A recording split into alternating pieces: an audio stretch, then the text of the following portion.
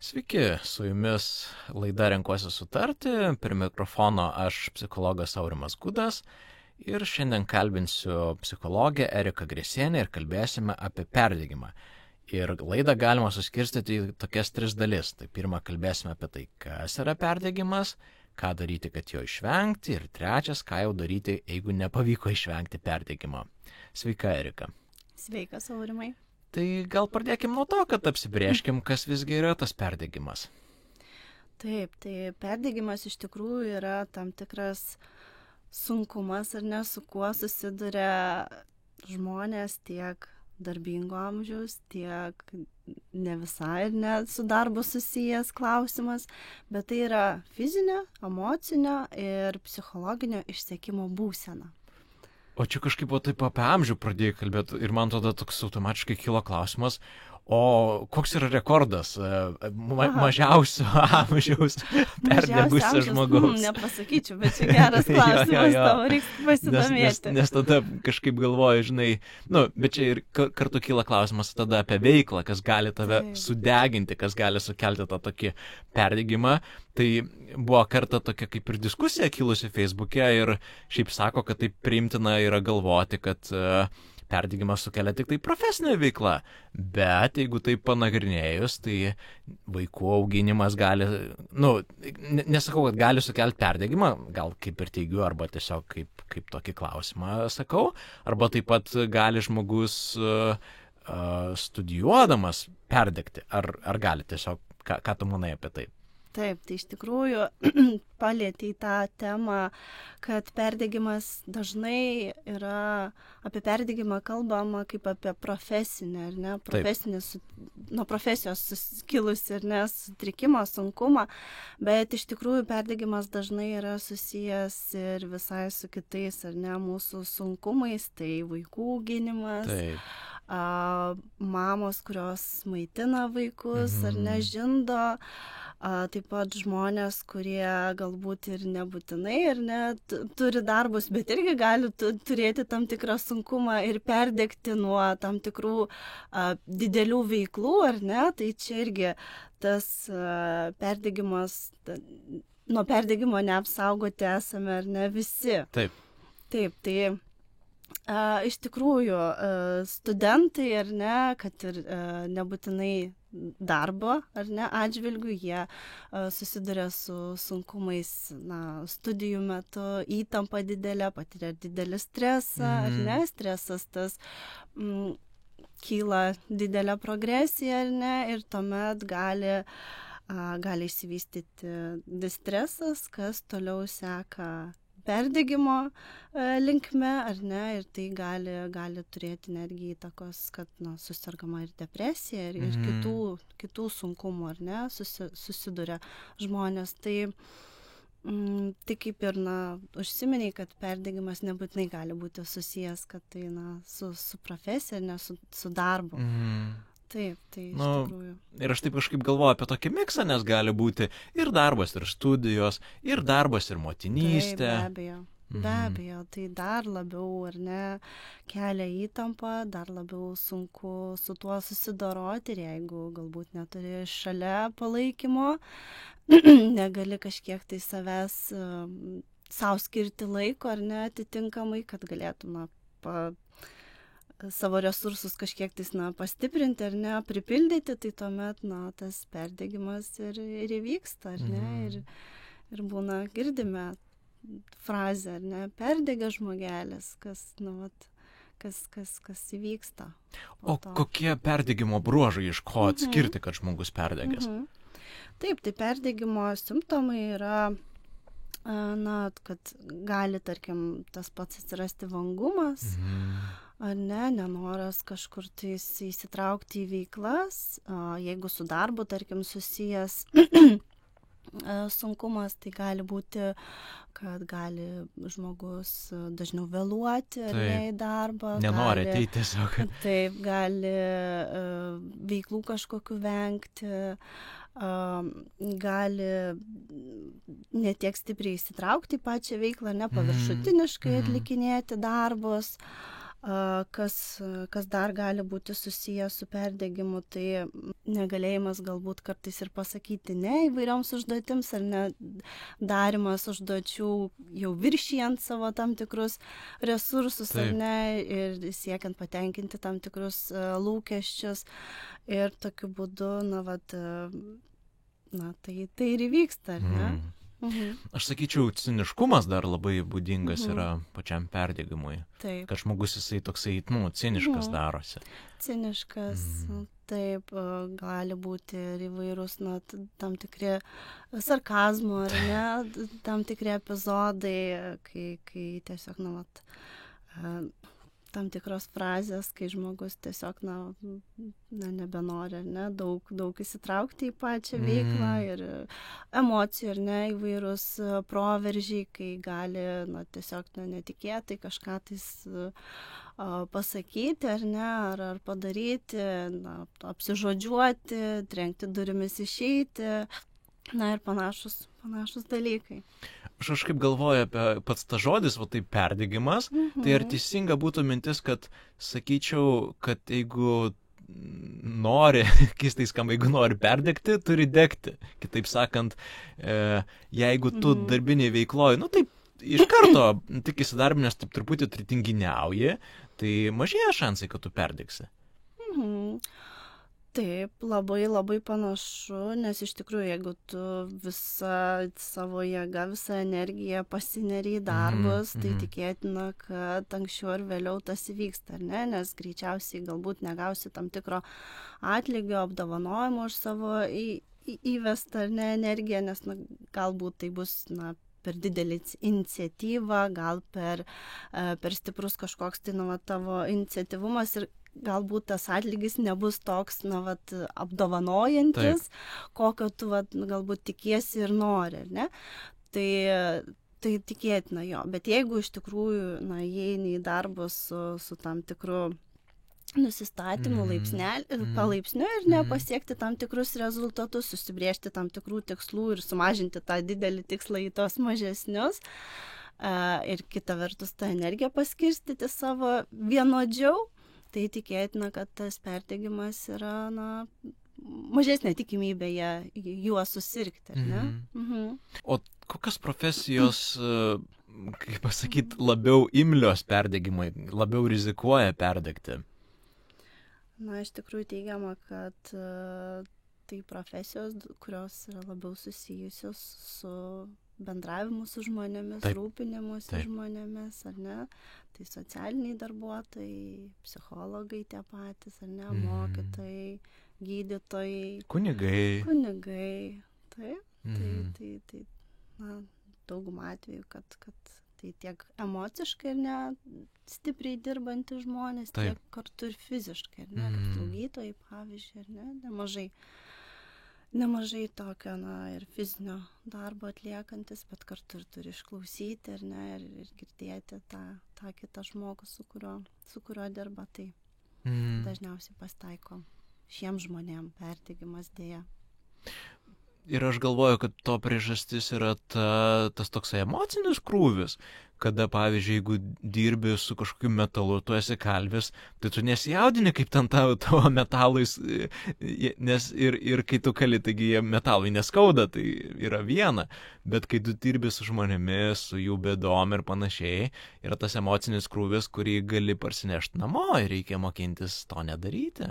Taip, iš tikrųjų darbas su savimi, kad tas perdegimas neįvyktų, yra labai svarbus aspektas, tai svarbu pasirūpinti savimi, atliepti savo tam tikrus poreikius, jeigu stipriai ar ne padirbėjau tą dieną, tai tada svarbu ir stipriai kažkaip pailsėti. Tai tas balansas gyvenime visuomet yra reikšmingas dalykas. Ir gal toksai svarbu yra, kaip toks pilno kibiro principas, kada tu išliejai, kažką atiduodi, prisipildyti reikia kažkaip, kad turėtum ką duoti. Taip, be abejo. Kaip pandemija prisidėjo prie kažkokio didesnio ar mažesnio perdegimo lygio pasaulyje? Tai iš tikrųjų tai dar pagilino pačią problemą, kadangi atsirado galimybė dirbti nuotoliu, dirbdami nuotoliu neturime tiek daug galbūt valios ar negebėjimo kažkaip tai savo laiką reguliuoti, kiek į darbą atvykę. Ne, mes galime savo kažkaip tais dirbdami iš namų, galime savo susidėlioti dienotvarkę ir tada neatsiranda to balanso tarp poilsio ar ne režimo ir darbo. Tai tas, kaip minėjau, dar labiau pagilino pačią problemą ir žmonės tikrai pastebėjo, kad tiek sunkiau, tiek patiria daugiau streso dirbdami iš namų, kas paradoksalu atrodo, daugiau streso patiria dirbdami iš namų nei atvykdami į darbą. Ir problema tame, kad kai baigėsi darbas, tai taip, kai tu dirbi darbe, tu išeini iš darbo, tu grįžti, pakeiti aplinką, o kai tu dirbi iš namų, tu lieki darbe ir kaip perjungti tą tokią sąmonės būseną, kad tu išėjai iš darbo. Tai pavyzdžiui, kiti ką daro, kur dirba iš namų, tai jie būdavo, kad persirengdavo, apsirengdavo, arba atskirai kambarį paskirdavo darbui, kuriame dirba ir kai baigia išeina į kitą kambarį. Taip, tai vertingas iš tikrųjų patarimas, jeigu dirbat iš namų, tai jo bent rūbus kažkokius pasikeisti, ne su tais pačiais naminiais, ne, kad ir nėra filmuojama, nėra kažkokio tais susitikimų ar ne, nuotolinių, kur vaizdas jūsų turėtų būti matomas. Ir kita vertus, jeigu keliauja į darbų žmonės, ar ne, tai kiek jie daug gali pakeliui pamatyti ir kita vertus papildyti savo ir tam tikrus resursus, ar ne, pamatyti kokią gražų vaizdą, va dabar rudenėjantis, ar ne, rudenėjanti gamta, kaip gražu, ar ne, ir tai jau mus tam tikrus resursus mūsų atstato ir gali mus papildyti, ar ne, ir kiekviena ta akimirka mums irgi gali šiek tiek, ar ne, ir šerzinti, jeigu kelyje spūstis, bet, kita vertus, mes irgi tuo pačiu mokomės išbūti su tam tikrais sunkumais, kurie vat kelia iššūkių. Tai irgi mus mokina vėliau, ar ne, kitose situacijose tam nepasiduoti, jeigu su tuo dirbame. Tai vat ir dirbdami nuotoliu, vat to atsisakome ir tai gali pagilinti, kaip minėjau, tą pačią problemą. Tai kaip vaistas būtų bent išeit pasivaikščiot, pasigrožėt kažkuo? Taip, išeit pasivaikščiot ar atlikti įvairius įsisąmoninimo ar nepratimus, meditacijos padeda, rašymo tam tikri pratimai, kas pačiam žmogui artima, tą pabandyti, kas veikia ar ne, tai tą ir bandyti savo kaip pagalbos galimybę, ar ne, stresui įveikti ir kad nesusidurti su perdegimu, nes tai sunku. Kaip vadovai gali prisidėti prie perdegimo tam tikros prevencijos? Taip, tai vadovai tikrai nemažai turi tų resursų ar ne, ir galimybių prie to prisidėti. Visų pirma, būti jautriems savo darbuotojams, stebėti, kokios jų tiek emocinė kokia būsena, tiek apskritai koks darbo našumas, ar ne, kaip jie dirba, kaip jie jaučiasi tame darbe, ar darbai yra nuveikti, ar galbūt kažkas tai turi tam tikrų niuansų, kaip atidėlioja darbus, ar ne, ir visą laiką yra ties riba, kada reikia ar ne atlikti darbą ir jie tą darbą paskutinę minutę atneša ar kažkaip tais bando nukelti. Tai pabandyti tos žmonės pastebėti, ar ne, ir pasiklausti, kaip jiems sekasi, ar ne, atliepti jų emocinius poreikius, klausti, ar reikalinga kažkokia pagalba, ar ne, ir nebandyti kažkokiu būdu valdyti ar ne, vertinti, ar tai tinkamas, netinkamas elgesys, bet su atjauta ar ne, su priėmimu kiekvieno savo darbuotojo būtent pastebėjus, prieiti prie jo ir atliepti tos poreikius. Tai jeigu yra pastebimas kažkoks tai sunkumas darbuotojui, tai visada rekomenduojami įvairūs mokymai, ar ne, mindfulness užsiėmimai, coachingas, ar ne, darbo grupių bendri susitikimai, bendros veiklos tokios, kur laisvu metu ar ne susitinka darbuotojai, taip pat ir aplinkos tam tikras pritaikymas, ką gali padaryti ar ne darbdaviai, tai kad darbovietėje būtų galimybė, kur darbuotojai galėtų ir pailsėti, ir skirti laiko šiek tiek savo resursams atstatyti, ar ne, ir turėti pertraukėlės tam tikras, kad tas darbas vyktų sklandžiai, ar ne, nes darbdavių toks tikslas ir yra, ar ne, patenkinti poreikius, kad darbas atliktas būtų laiku ir tinkamai. Ir man atrodo, kad vadovai turėtų rūpintis ne vien darbuotojų našumu, bet ir jų psichologinę gerovę. Ir būna firmų, kurios, pavyzdžiui, Google kompanijos, kurios turi specialias vietas, kur yra tylu ir gali pamiegot. Dėl to, kad žino, kad miegas jisai atstato jėgas ir tada tu esi darbingesnis. Ir dar būna, kad labai prisitaiko prie vyturių. Prie pelėdų.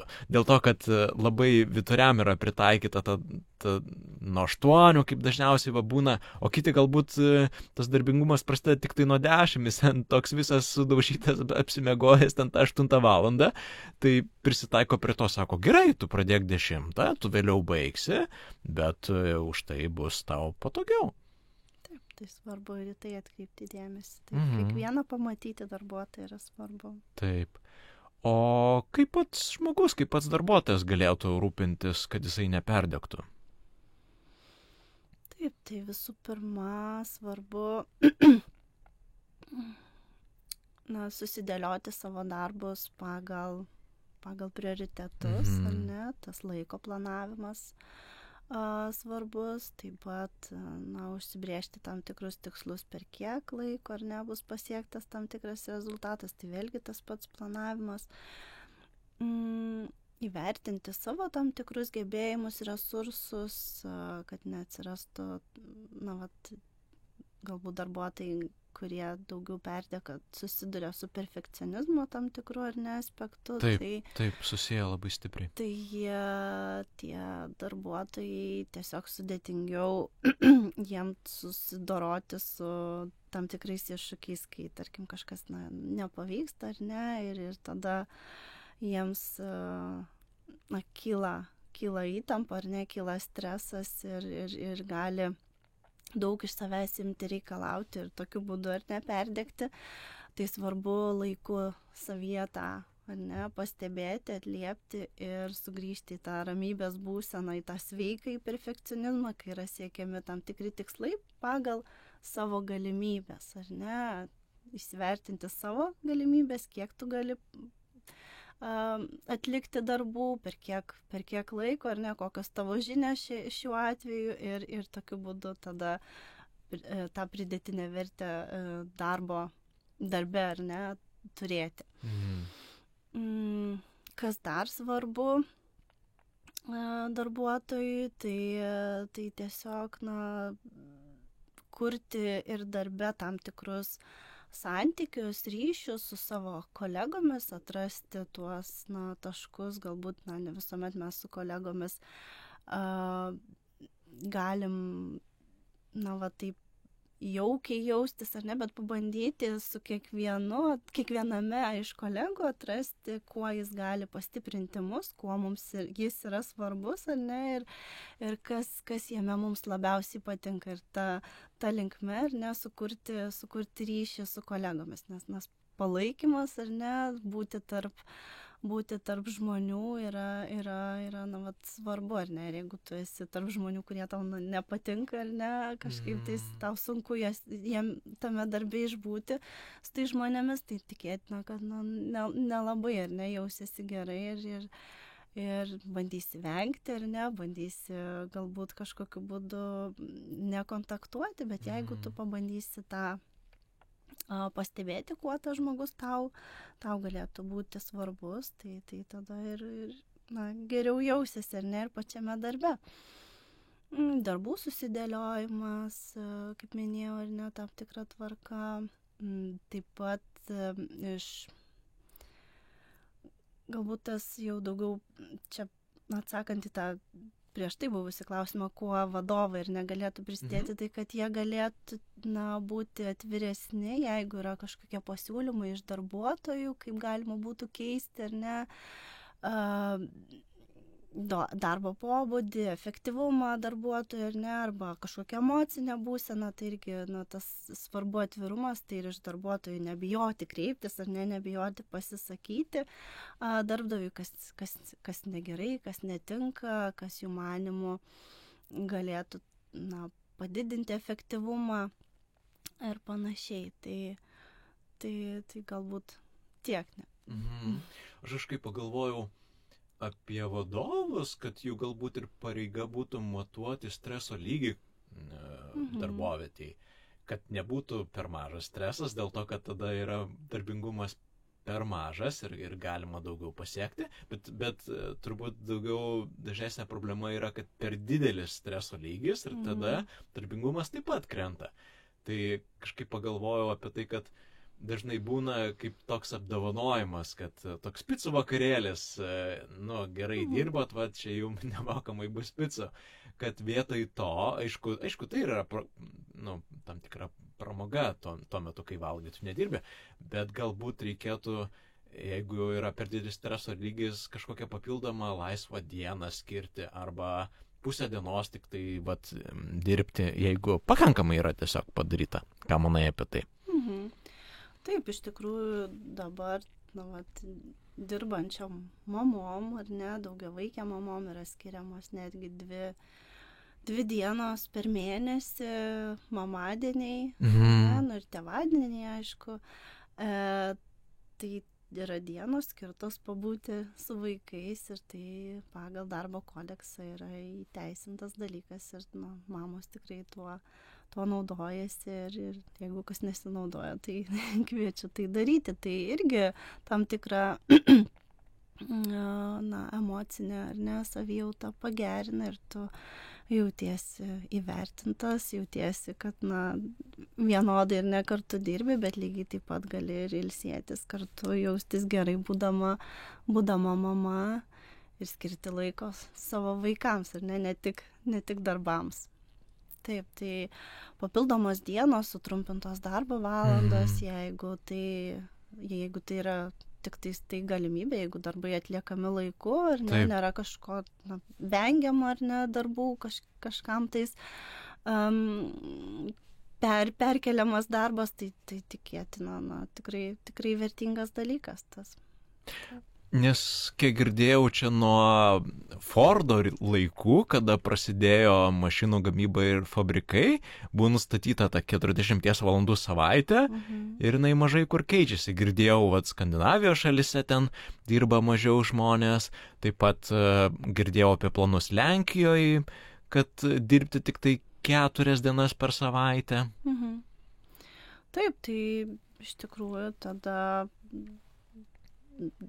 sudėtinga, ar ne, išdirbti, kai pas mus tie gyvenimo, ar ne, tempas keičiasi, viskas keičiasi ir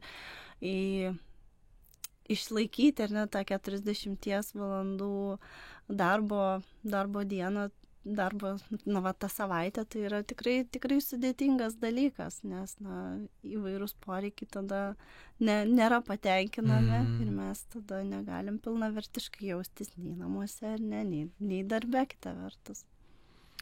Dabar tikiu, kad kažkas klausosi ir galvoja, o gal aš perdegęs ir kokie būtų jo pirmieji žingsniai supratus apie šitą problemą? Pirmieji žingsniai, tai svarbu savo atsakyti į klausimą, ar kyla kažkoks tai miego, tarkim, sunkumų, ar ne, ar turi tam tikrų sunkumų atidėliodami darbus, ar jeigu kalbant apie darbą, ar susiduria su sunkumais, tarkim, nenoru vykti į darbą ar ne, greičiau pabandyti išvengti darbo ir grįžti namo, ar ne, tai savo tą nusistatyti yra netgi ir klausimynas, kuris leidžia nustatyti perdegimo lygį. Tai, tą įvertinus, ar ne, savo savijautą ir kitus faktus pabandyti padėti savo įvairiais būdais, kas leidžia tą streso lygį sumažinti. Ar ne? Tai tas, kas padeda, tai įvairios malonios veiklos, ar ne? Įvairūs galbūt laikas su šeima, ar ne? Ar tai yra kažkokie atsipalaidavimo pratimai. Taip, galbūt tai skaitimas knygų, galbūt išėjimas pasivaikščiot ir panašios malonios veiklos. Tai jeigu žmogus, pastebi, kad, kaip jau minėjau, vengia ar ne kažkokius darbus atlikti, atidėlioja ilgai, blogai dėl to jaučiasi, galbūt net ir fiziologiškai ar ne prasčiau miega, atsikelia dažnai naktį, galvoja apie darbus, galbūt galvoja apie vaikus, ar ne, jeigu mamos perdegusios, ar ne, ar parašiau vaikus tinkamai, ar ten sukosėjo, ar ne, ir jau mes girdim tą vaiką, kad jau sirgs. Tai pabandyti prieš miegą galbūt papraktikuoti įvairius nusiraminimo pratimus, ir įvairias nusiraminimo technikas, kas leidžia atsipalaiduoti. O gal atostogas pasiimti? Ir atostogas gerai, jeigu yra galimybė. Atostogas irgi veiksmingas dalykas, bet tikėtina atgal po atostogų sugrįžus, jeigu kažkokių darbų nepadarėm ar ne, ir jos tik tais atidėjo tam tikrą kažkokį sprendimą, tai tada nėra veiksmingas dalykas, bet pailsėti, skirti laiko savo, tai irgi geras dalykas. Paminėjai tą nenorą eiti darbą.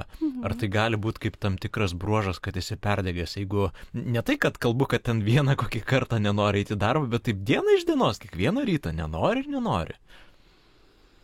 Gali būti perdegimas, bet gali būti, kad ir darbas tau galbūt nėra mielas, ar ne? Gal laikas keisti patį darbą. Nes tokia kaip sveika formulė, tai yra, kada tu iš ryto nori eiti darbą, o po darbo nori eiti namo. Taip. O kada jau būtų laikas į psichosveikatos specialisto pagalbos kreiptis? Tai manyčiau, kaip yra teigiama, kad jeigu tai yra tam tikri ir miego sutrikimai, ar ne, neišsimiegama, nepailsima, galim susidurti su įvairiais kaip imuninės sistemos silpnėjimu, padidėjęs streso lygis, ar ne, mes emociškai darbe galbūt prastai jaučiamės ir visą laiką jaučiam įtampą, nepadarom iki galo savo užsibrėžtų darbų, atidėliojam visą laiką, ar ne, jaučiame didelę įtampą, eidami į darbą, ar ne, ir keliaudami iš jo vėl parsinešam darbus namo, tai tikėtina, kad jau reikėtų kreiptis pagalbos ir tikrai specialistus. Kokios dažniausios klaidos yra daromos kovojant su perdegimu? Kur žmonės klysta?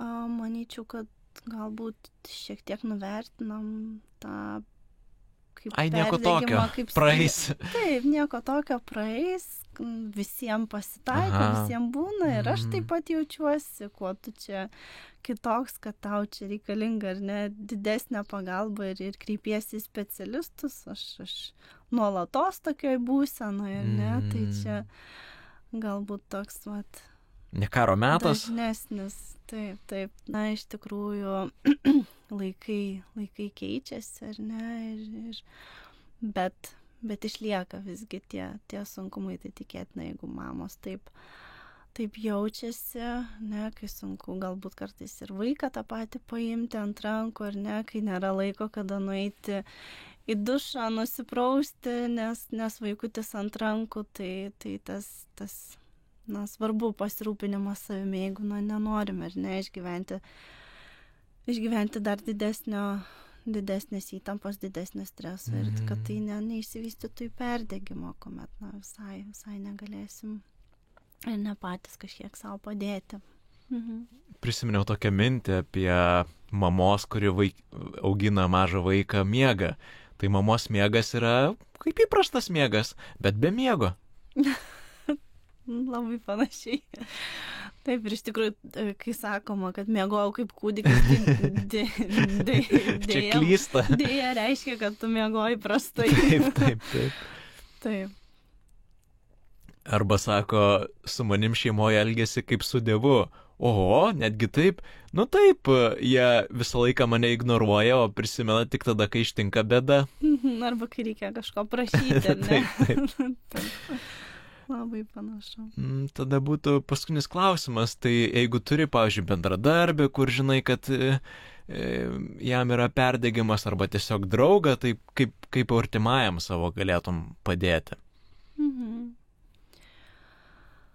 Tai svarbu iš tikrųjų tą žmogų priimti, išklausyti, pateikti tam tikrus klausimus, kaip jis jaučiasi, kaip miega, ar ne, svarbus tie asmeniai dalykai ir pabandyti kiek įmanoma tą bendrą kažkokią veiklą įtraukti ir paskatinti, jeigu matom, kad mūsų pastangų ir jau to žmogaus vidinių kažkokių resursų nėra, tai kreiptis į specialistus, taip, psichologus, psichoterapeutus, kad gautų tą profesionalią pagalbą ir galėtų save pastiprinti, ar ne?